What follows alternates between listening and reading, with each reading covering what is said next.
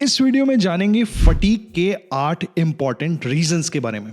इसमें से 8th के बारे में आपको पता होना बहुत जरूरी है। Number 1, sleep deprivation. Sleep deprivation किसी भी एज में थकान का एक बहुत इंपॉर्टेंट कारण होता है। अब इस स्लीप डिप्राइवेशन के अलग अलग बहुत सारे कारण हो सकते हैं, जैसे शिफ्ट में वर्क करना।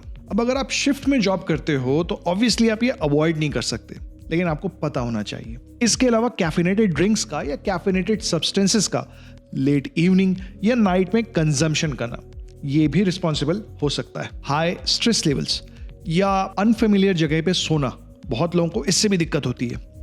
और ऑब्स्ट्रक्टिव स्लीप एपनिया यानी कि OSA। स्लीप डिप्राइवेशन फटीग का एक इंपॉर्टेंट कारण है, बट ये मोस्ट कॉमन नहीं है। पता है सबसे कॉमन कॉज क्या है?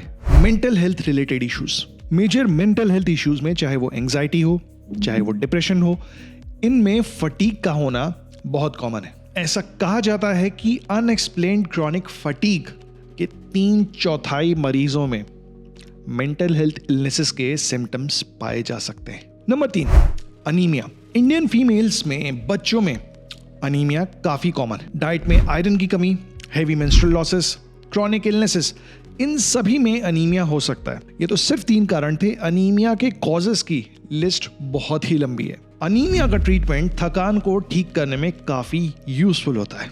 Number 4, hypothyroidism.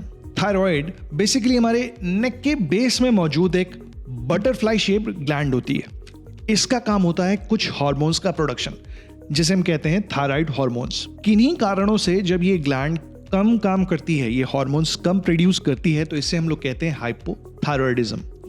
फटीग या टायर्डनेस एक बहुत ही इंपॉर्टेंट सिम्टम है हाइपोथायराइडिज्म का। कई बार हाइपोथायराइडिज्म की डायग्नोसिस के पीछे एक ही सिम्टम होता है, फटीग।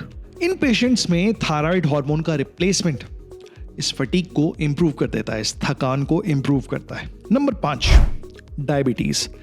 इंडिया में हर साल बहुत सारे लोगों को डायबिटीज डायग्नोज किया जाता है। डायबिटीज में थकान या फटीग रहने के बहुत सारे कारण देखे गए हैं। शुगर लेवल्स का फ्लक्चुएट करना, शुगर का कम हो जाना यानी कि हाइपोग्लाइसीमिया, शुगर का बहुत ज्यादा बढ़ जाना यानी कि हाइपरग्लाइसीमिया, डायबिटीज के पेशेंट्स में पाया जाने वाला डिप्रेशन, डायबिटीज में फिजिकल इनएक्टिविटी, ओबेसिटी, ये सारी रिस्पॉन्सिबल हो सकती हैं फटीग या थकान के लिए। डायबिटीज का ऑप्टिमाइज्ड ट्रीटमेंट इन पेशेंट्स में थकान को और फटीग को इंप्रूव कर सकता है।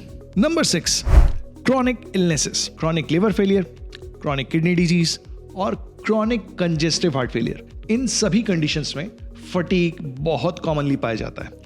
Number 7, drugs. कई बार हम लोगों को ऐसी बहुत सारी दवाएं चल रही होती हैं जिनसे हम लोगों को फटीग या थकान हो सकती है, जैसे बीटा ब्लॉकर्स या एंजाइटी की दवाएं या डिप्रेशन की दवाएं या मेंटल हेल्थ इलनेसेस की कुछ और दवाएं, या कई बार सीजर्स या दौरे के लिए चलने वाली कुछ और दवाएं। Also point to be noted here is, यहां मैं ये नहीं कह रहा हूं कि इन दवाओं को बंद करना है आपको। I am just making you aware कि फटीग या थकान XYZ दवाओं की वजह से हो रही है और ये समय के साथ इंप्रूव कर जाएगी।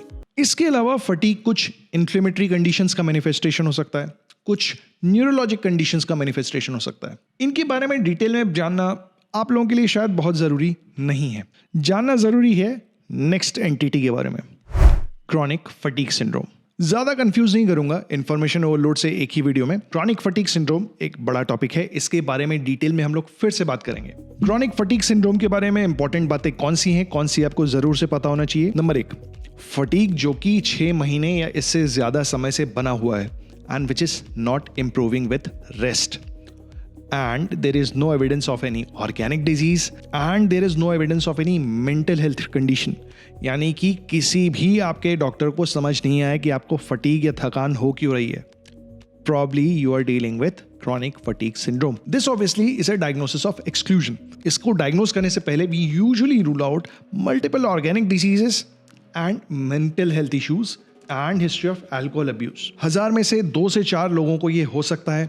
फीमेल्स में ज्यादा कॉमन है। ज्यादातर 29 से 35 साल तक के लोगों को ये डिजीज होती है। तो इसमें प्रॉब्लमैटिक क्या है? इसमें प्रॉब्लमैटिक है इसका recovery rate, which is only 39%। इसके ट्रीटमेंट में क्या आता है? तो इसके ट्रीटमेंट में आता है कॉग्निटिव बिहेवियरल थेरेपी और ग्रेडेड एक्सरसाइज थेरेपी। अब थकान क्यों रहती है ये तो जान लिया। एक्सरसाइज करना चाहते हो और ये नहीं समझ पा रहे कि क्या बेटर रहेगा, कार्डियो या वेट ट्रेनिंग, तो ये जानने के लिए इस वाली वीडियो को जाके देखो।